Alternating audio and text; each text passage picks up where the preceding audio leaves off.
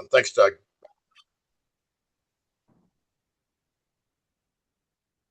Good morning, good afternoon, good evening around the world. My name is Doug Brunke. I am the founder and CEO of Global Chamber. Today we have a special virtual conversation from the Bay Area. This is our monthly Globinar that we do at Global Chamber San Francisco. And normally we have a keynote speaker that talks 10 or 15 minutes. We then do a roundtable. Today we have an extra special conversation because Paul Charles is pretty unbelievable. He's an incredibly intelligent, broad-based leader who's got his finger on all things going on technology. And in particular, he knows AI. He knows how that impacts all the way through semiconductors and data centers. He also goes all the way back to critical minerals. So he's got the whole supply chain figured out in his head.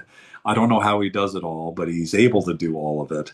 And today he's going to be speaking about grid law and the AI data center, why power availability and energy storage now define AI deployment. So Paul, thank you for your longtime support and leadership. Paul was a supporter even before Global Chamber, back in the day, and then he, along the way, has continued to be supportive as he co-founded the American Battery Factory Group. And then he also has done all sorts of amazing, extraordinary things, including, as we've turned out to know, his, I think, over 30 years experience with the Consumer Electronics Show and his staying up on what's going on in technology. So Paul Charles is someone you need to know. You're going to get to know him more today, and he's going to give you some outstanding information that you're going to be able to use for yourself and for your business. He's going to speak about 35 minutes. If you have questions, my suggestion is to put them in the chat area. We'll also have about 10 or 15 minutes at the end that we'll be able to hear your questions directly. Paul, thank you for your leadership. Thank you for your support. What would you like to share today? Well, Doug, thank you for that very, very kind introduction. And it's truly been a pleasure to know you for over 15 years now, I believe. I really hope that when folks get done with this presentation, they'll have the impression that they really got some meat on the bones here, okay? But let me go ahead and jump in because there's a lot to cover here. Copies of these slides will be available later. I'm not going to go into the detail of all this, but really wanted to be able to use this as a resource that would be available to the 195 countries that you broadcast to and that you participate in. Well, first of all, good afternoon, good evening, good morning to everyone joining from around the world. And truly, I appreciate you being here today. For years, the scale of artificial intelligence was defined by silicon. Faster chips meant more capability. That is no longer true. Today, the limiting factor for AI deployment is power, not availability in theory, but delivery in practice. When power arrives, how much arrives, and how reliable it can be delivered. That is what I call grid law. Power delivery, not compute, now sets the ceiling on AI scale. Let me explain what that means in practice. Modern AI data centers are no longer passive loads. They operate at hundreds of megawatts and are moving rapidly towards gigawatt scale. In effect, each facility behaves like a brand new power plant, constrained by grid access, interconnection timelines, and infrastructure readiness. This is where batteries move from backup systems to enabling infrastructure. They shape time to power, they stabilize operations, and in many cases, they determine whether AI capacity can be deployed on schedule at all. That shift has real implications for system design, reliability, and safety as data centers evolve into always-on industrial infrastructure platforms. This is what we will explore today. Data centers still fall into three primary models, but grid law affects each one a little bit differently. Wholesale or hyperscale sites concentrate massive compute, which means power delivery and time to power become the dominant constraints. Retail data centers focus on interconnection and uptime, where power quality and expansion limits directly cap density. Micro-edge facilities distribute compute closer to load, often as a response to grid limitations, but introduce new challenges around local power availability. Different architectures, same reality. Power delivery now governs how data centers scale. This slide shows where grid law actually lives inside a data center. At AI scale, electrical systems dominate both cost and schedule. Power distribution, generators, and batteries already represent the largest share of spend, and that share continues to rise as AI loads surge. Cooling follows closely because high-density GPU racks tie thermal management directly to power delivery. By contrast, the building shell and fit-out are no longer the gating factors. The shift is simple but profound. AI data centers are becoming energy systems with compute inside, where electrical readiness and batteries now define what can be built and when. It helps to think of a data center in 4 functional spaces. White space is the data hall where the compute racks live. This is where rack-level batteries provide millisecond smoothing and protection for AI loads.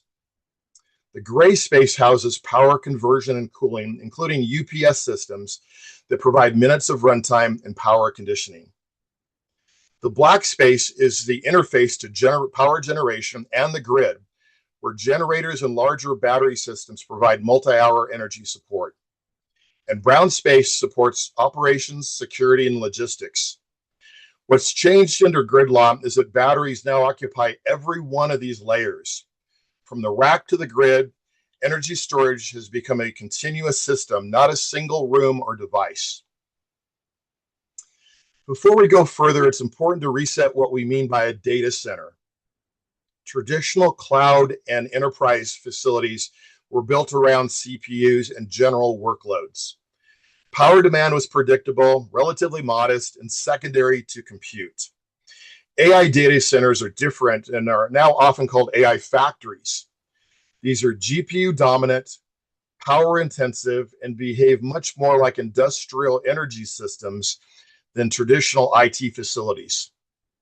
Training builds models. Inference runs those models continuously, often at steady high load. That shift changes everything. Power density rises sharply, cooling and electrical systems become tightly coupled, and grid stability no longer can be assumed. From here on, we'll focus on data centers designed specifically for AI, where on-site energy systems and batteries are no longer optional, but foundational. Before we talk about projects, solutions, or policy, it's important to set the baseline. Globally, data center energy demand is doubling at AI timelines. It isn't a forecast debate. It's already embedded in hyperscale deployment plans, and it's happening faster than grid infrastructure can adjust. One of the most important facts about AI data centers is how quickly they are reshaping electricity demand. Today, data centers account for roughly 3% of total US power consumption. By 2030, credible projections place that closer to 9%. This is not just a technology trend, it's really an energy infrastructure event. AI workloads are now large enough, fast enough, and concentrated enough to influence national as well as regional electricity planning. That shift is what brings grid law into focus.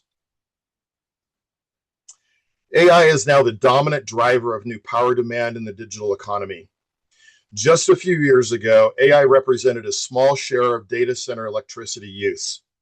Today, it accounts for a rapidly growing portion of total load, and that share continues to rise as training scales and inference runs continuously. Utilities are already seeing the impact. In many regions, AI-driven data center demand is large enough to reshape the grid planning assumptions and expose those limits in how quickly power can be delivered.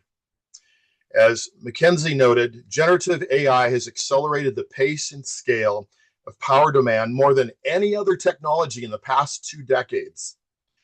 That acceleration is what pushes battery energy storage from a backup function into core infrastructure. AI is not just consuming more energy, it's redefining how energy must be delivered, buffered, and managed at scale. This slide shows the core mismatch behind grid law. Traditional data centers were built around the CPUs I mentioned earlier, which are central processing units, which handle tasks mostly one at a time by switching rapidly between different jobs. Power demand was relatively steady and predictable. AI shifts us into GPUs, which are graphics processing units, which run thousands of tasks in parallel continuously. That architectural change is why power density jumps so sharply. New AI platforms arrive every 2 to 3 years, and each generation drives truly a step change in rack level power demand. But that power infrastructure does not move at that pace. New substations, transmission, and generation typically takes 5 to 10 years or more to deliver. That timing mismatch is the problem.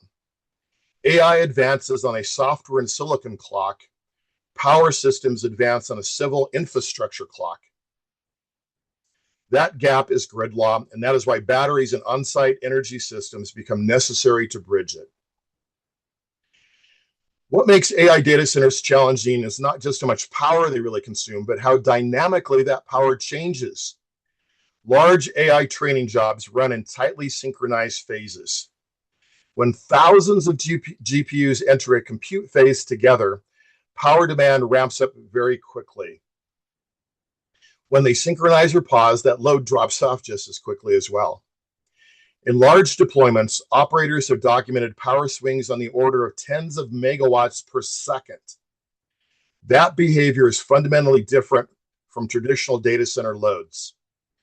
Those rapid swings can interact with grid frequency, stressing transformers and load infrastructure, and increasing the risk of instability.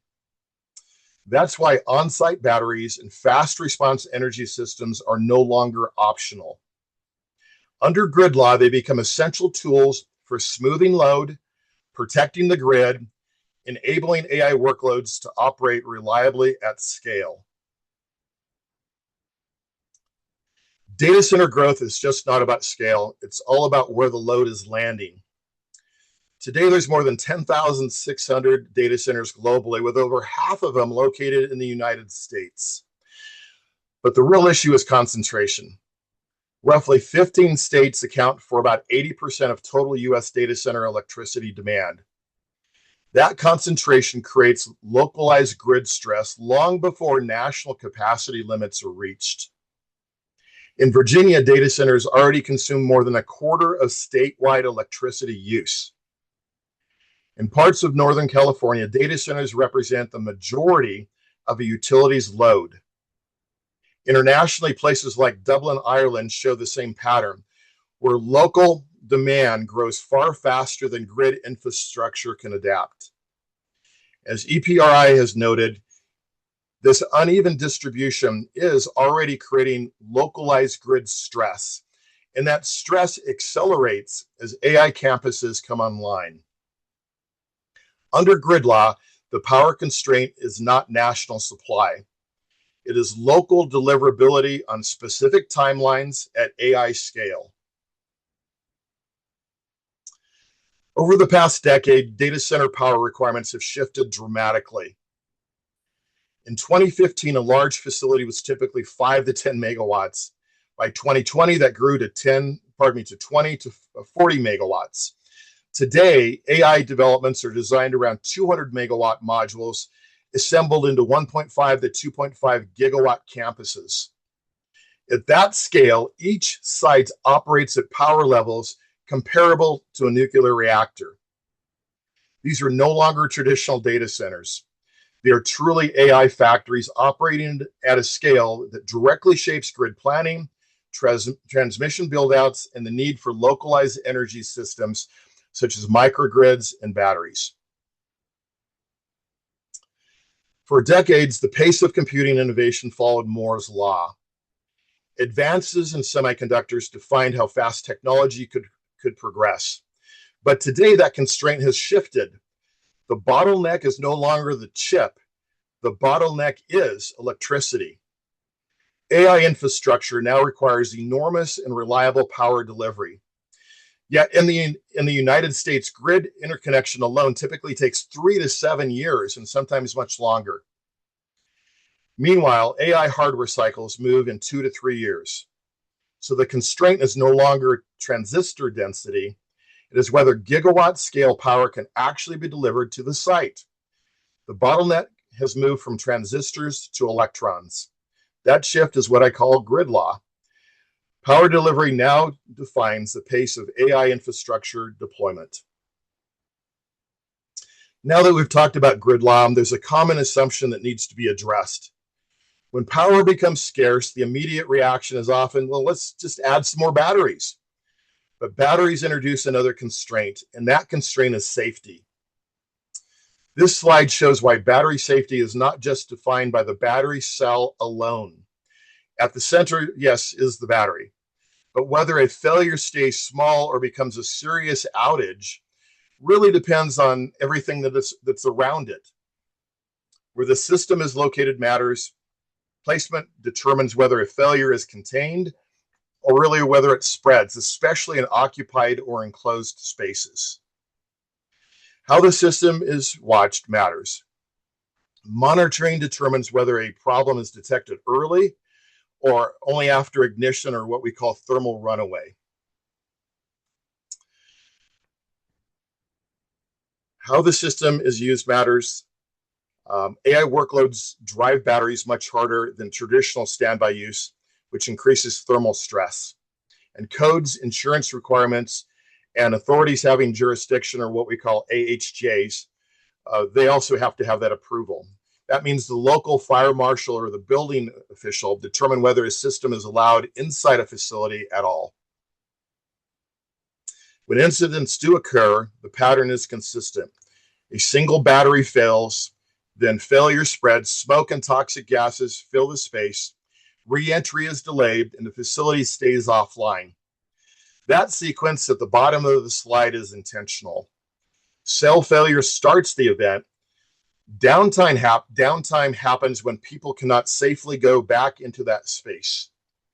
That is why insurers and regulators focus on system behavior, not typically just chemistry. Cell chemistry affects how a failure begins, but it's really system design is what determines whether that failure turns into downtime. With that in mind, we can now talk realistically about where batteries should and frankly should not be placed in the AI data centers. Once you start thinking about battery safety as a system issue, the next question logically is, why has this become such a big deal now? The answer is batteries have changed roles. In AI data centers, energy storage is no longer just backup. It's part of the day-to-day power system, and that changes the risk profile. You can see it in adoption. Lithium-ion went from a small share of data center batteries in 2020 to nearly half by last year. That shift happened faster than safety practices and building layouts could keep up. At the same time, recent incidents have shown that when failures do occur, recovery is slow, especially in enclosed or occupied spaces. And power systems remain the leading source of major data center outages. So as AI drives denser battery-supported design, safety must be built into that design from the very start, not simply added later. We're already seeing a real shift in how data centers source power. Behind-the-meter systems are already covering a material share of incremental data center demand, especially for large AI-driven campuses where timing really does matter. This is really happening now. But looking ahead, most credible analyses point to that share moving towards somewhere around 1/3 by 2030, particularly in projects where grid timelines do not match deployment schedules, which frankly is most of them. This shift is not about preference, it's about speed and certainty. Grid interconnection often takes years. Behind the meter power can be delivered on the same timeline as the data center itself. That brings operators control over when power arrives and how it behaves under AI-driven load profiles. Batteries are what make that workable. They smooth variability, manage peaks, and allow on-site generation to operate as dependable infrastructure rather than backup. So behind the meter is no longer really a niche solution. It's becoming more of a normal response to grid law. As power density becomes the constraint, more compute is being built where power can be delivered on time, even if that power starts on site. Behind the meter power is not a threat to utilities. It's becoming a deployment bridge. Instead of waiting years for full grid interconnection, developers are using this hybrid behind the meter system approach to bring power on site when projects actually need it. These systems combine on-site power generation with batteries and sometimes renewables to deliver firm power without stalling construction. Batteries are what make that work. They handle fast response, ramping, and transitions, so these sites can operate reliably when the grid does eventually keep up if it does. When grid power eventually arrives, those systems don't disappear. The same batteries help manage those same batteries can help manage peaks, absorb fast loads, changes in those loads, and reduce stress in the local grid during tight periods. So behind the meter is not competition, it's truly collaboration, a practical way to keep deployment moving in a more manageable load for the grid over time. Let me pause on this slide for a moment because the term LTSA can really kind of sound abstract. At a basic level, LTSA just means long-term operational responsibility. In behind-the-meter AI data centers, batteries don't sit idle. They operate every day, responding to load changes and power conditions. When that happens, safety isn't only about how the system was designed on day one. It's really about how it's run over time. Design still matters. Design sets the boundaries. But long-term safety depends on whether those boundaries are actually enforced in daily operation. That's really what the service layer does. It defines who is responsible for monitoring the system, keeping it within limits, responding when something does drift, and maintaining performance as the asset ages. This is usually decided during project development before the system is actually commissioned, so there's no ambiguity later. The data center owner ultimately pays for it because they carry the uptime and safety risk. Control sits within whoever is operating the system from day to day. The point isn't about the contract, it's about accountability. When operating limits are enforced consistently, degradation slows and fire risks drop. When they are not, system risk definitely rises. That's why in behind-the-meter data centers, LTSA functions like an operating layer for long-term safety, making sure the original design intent actually holds up in real-time operation. This is the modern power protection stack for AI and hyperscale data centers. It's no longer a single UPS or an uninterruptible power supply layer. It's a truly layered system. At the rack level, battery backup units are simply in-rack battery units, handle instantaneous ride-through and power smoothing right at the compute.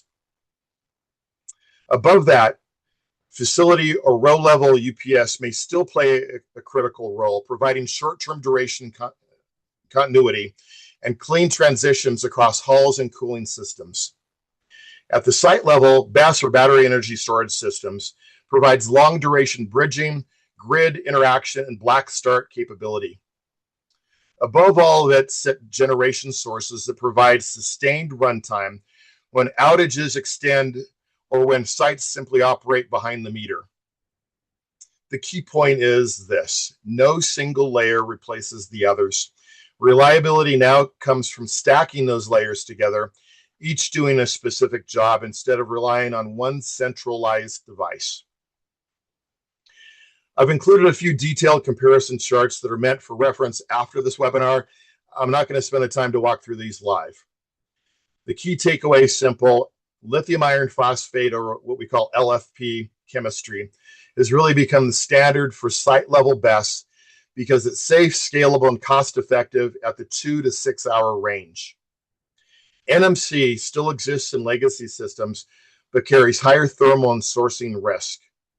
And sodium ion is emerging quickly as a credible next option, especially where safety and material availability matter. Everything else here is supporting detail, which you can come back to later. This slide is about scale, not about precision. Even in a modest 40 megawatt data center site with only 2 hours of storage, you're looking at around 16 of these containerized BESS units. And these are like 20-foot shipping containers each. At 100 megawatts, that becomes 40 containers. And once you move into gigawatt scale AI campuses, the requirement grows into hundreds, roughly 400 of these shipping containers that are full of batteries to be able to support 1 gigawatt, and more than 800 at 2 gigawatts. The point isn't the exact number, it's the order of magnitude. At AI factory scale, batteries stop being a supportive system and become industrial scale infrastructure. Supplying, installing, operating, and maintaining that many batteries is no longer a small add-on. It's a manufacturing, logistics, and safety challenge in its own right. That's why we say that for essentially every AI data center factory, you really need to have a battery gigafactory behind it. It's not a slogan. It's simply a way to describe the scale of infrastructure needed to deliver stable power, manage grid constraints, and keep AI workloads running continuously. This slide is about long duration backup. Thermal and hydrogen systems extend runtime to many hours or even days for those rare events. They complement lithium battery energy storage, or BESS, which still handles fast response as well as daily operation. This layer can bridge rack batteries and site storage. Lead acid is fading. LFP chemistry is now the standard for safety and cycle life. At the rack level, the battery backup units, or simply the in-rack batteries, are the first line of defense. They deliver extremely high power, often 5C to 20C discharge for milliseconds to minutes.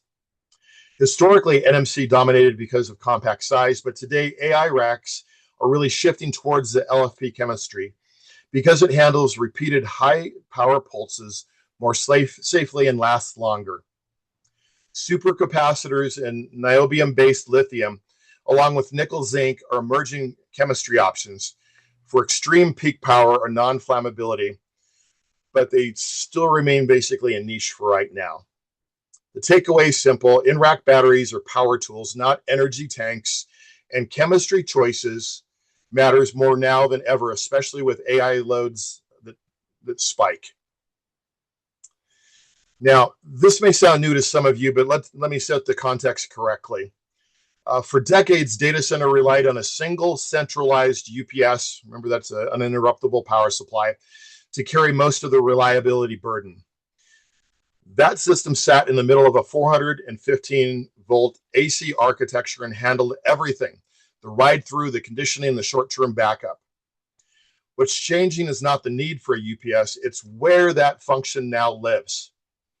As rack power density rises and batteries move closer to the load, data centers are shifting away from a single AC choke point and towards a more DC-centric design. Fast response moves to rack-level batteries. Power conditioning shifts into DC power electronics. Runtime and resilience move to site-level storage and on-site generation. UPS doesn't disappear, it becomes distributed.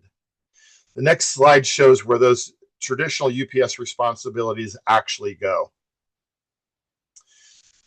This slide shows how the UPS role splits into 4 clean functions: instant power at the rack, conditioning and DC electronics, runtime from generation, and duration from site storage. Each layer does one job, and that's what makes the system scale. This is where technology, energy, and capital now meet. Utilities are treating grid capacity as scarce. Interconnections now require large deposits and take or pay contracts. It's not a paperwork issue, it's a signal that power is truly constrained. Developers have adjusted their mindset, Power scarcity is no longer viewed as temporary. Projects are now designed assuming long lead times in order to receive that power at a site, but with on-site generation and storage built in from day one. On the capital side, batteries have crossed a threshold. BESS is no longer just an insurance policy for outages. It's becoming an investment-grade asset that reduces exposure to fuel and price volatility and actually shortens the time it takes to bring capacity online. That combination explains why private equity, infrastructure funds, and sovereign capital are now moving in. They see storage as essential infrastructure, not as a niche technology. The takeaway is pretty simple. Batteries now sit between energy security, project finance, and deployment speed. They've become the bridge between power and capital. For transparency, my firm develops AI infrastructure using what we call the full stack data centers platform, which is an integrated infrastructure delivery model. I'm not here to promote a specific product or vendor today. The purpose of this slide is simply to illustrate how an integrated delivery approach can dramatically change deployment timelines. The reason this matters is simple. AI infrastructure demand is accelerating far faster than the industry's traditional 3 to 4 year development timelines. If you look at the left side of this slide, this represents the traditional data center delivery path most of the industry has followed for many years. The process is largely sequential. First comes utility grid interconnection and the studies and the upgrades that go with it. Then backup generation is permitted and installed. Then the concrete building is constructed. Only after the structure is completed do battery systems and IT infrastructure begin installation. Commissioning then happens in phases with multiple handoffs. Because each phase waits for the previous step to finish, the total timeline often stretches to 3 or 4 or sometimes even longer before operations begin. Now, if you look at the right side of this slide, nothing is removed from the process.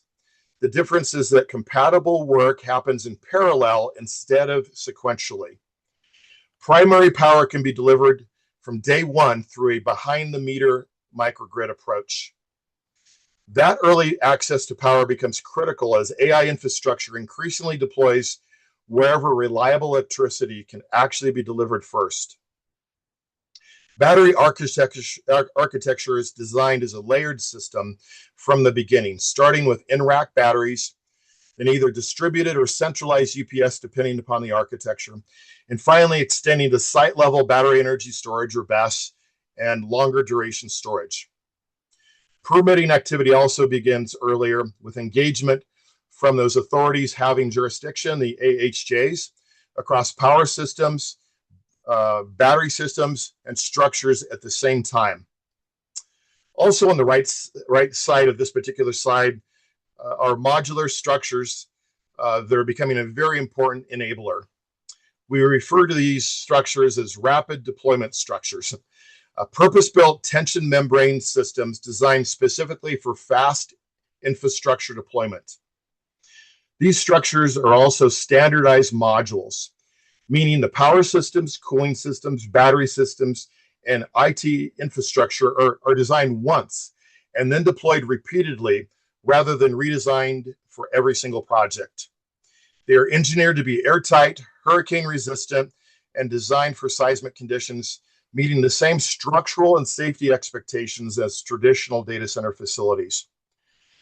This building technology is already used across large industrial deployments, including facilities built by companies such as Tesla, Meta, and Blue Origin. As a reference point, a 140,000 square foot module or pod can be erected in months rather than years, depending on site level preparation and permitting conditions. At scale, a single module can typically support around 50 megawatts of AI compute infrastructure. And importantly, grid interconnection can still be added later without interrupting any of the operations. The result is significant timeline compression while maintaining the same safety, compliance, and operational expectations. The timeline compression does not come from skipping steps. It comes from integrating infrastructure systems and executing multiple layers of work simultaneously. In other words, the industry is shifting from building data centers step by step to deploying infrastructure platforms. As we discussed earlier with grid law, the availability of reliable power determines the pace of innovation. AI infrastructure development is a journey from electrons to compute. I'll close with three simple takeaways. First, power availability now determines how quickly AI infrastructure can be deployed. In other words, we have entered the era of grid law. AI no longer advances only at the pace of chips. It advances at the pace of energy infrastructure. Second, batteries have moved from a backup function into core infrastructure. They influence safety, project timelines, and the economies of deployment. And third, reliability is no longer delivered by a single device. It's delivered by architecture, by layered systems that remove single points of failure. This transition is already underway. The standards and operating models are still forming, which is exactly why the decisions being made now matter so much. This is grid law in practice. Now, with that, I'd be happy to take your questions. Thank you very much, Paul. Really appreciate it. Really fascinating, great summary. One of the questions, there are several questions. Either Chad or Ruby, would you like to unmute yourself and ask the question directly, or I'm happy to read it as well? Yes, sure. Hi, Paul. This is Chad. My question is there any interest in hemp carbon graphene batteries for this? Absolutely. The the process of bringing battery technology online can be very arduous, very capex intensive on this. At the end of the day, we need to have multiple choices. As I'd mentioned earlier, supercapacitors are moving forward. Niobium-based zinc and graphene is definitely one of those as well too. So what we'll see is additional technologies coming forth. Now, the market is going to be able to determine who the winners are on that, but graphene has some incredible attributes associated with this. One of the challenges with graphene and some of the nano-based materials is simply to get those materials at scale and at a price that actually makes sense. But the attributes around graphene, carbon nanotubes, and other types of materials such as them are absolutely amazing. There's really nothing that compares to them. So I definitely encourage continued development and advancement in those areas. Thank you. Thank you, Chad. Ruby, would you like to ask your question as well? Related? And the question that Ruby had is, are lithium batteries likely to play a role in powering AI factories? Yes, and yes, and yes. they, they are now. You're seeing a transition in even older data centers that have the UPSs that use lead acid batteries. There's transition that's occurring right now, and there's billions and billions of dollars worth of lithium battery cells that are going in to replace those old lead acid. And then moving forward with the AI data center infrastructure on that, lithium is really the default chemistry for these large 20-foot shipping containers that you see on the outside of these data centers. They're about 5 megawatts each. And as we described earlier, you need about 16 of those to run even a smaller AI data centers just for 2 hours. So LFP or lithium is truly the standard. But as noted, sodium and other chemistries are making some headway into that particular area. As we drop down into the in-rack systems, the lithium technologies are continuing to really advance so that they will be able to provide the type of resiliency and really the power that we need to have at that in-rack system. In China, it's really known as Gen 4 LFP is the chemistry itself. And as a quick side note, that's one of the technologies and chemistries that the government is imposing restrictions on. And so other places in the world are trying to bring in different types of lithium-based technologies and chemistries that will be able to really fill that particular need if indeed the Chinese are not allowed to bring that technology into the West. What's the time frame for all? At it from a global perspective as well. That is a great, great question on this. What I can say, it's not fast enough. The time frame in which these data centers are going up is truly breathtaking, as you know, as we've just talked about here. To be able to have the battery supports is a real challenge right now. The core battery cell technology, it's that goes into particularly these larger energy storage systems, the 20-foot shipping containers.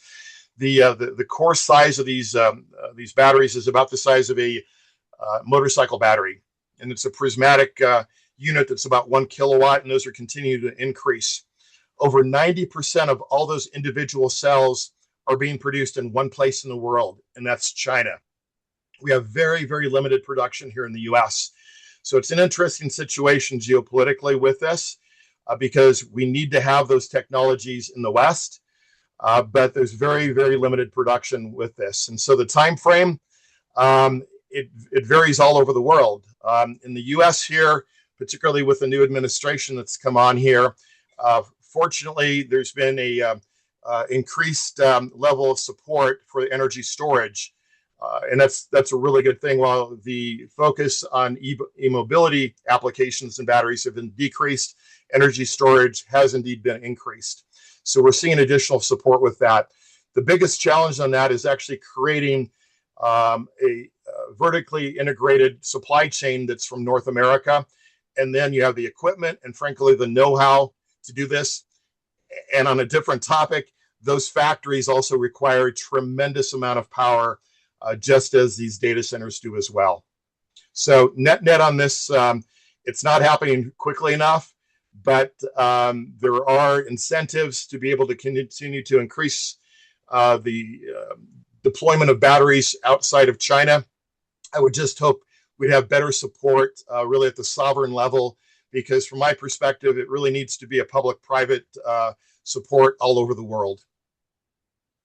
You've talked about that before, and the time frame doesn't seem like it's keeping up with demand.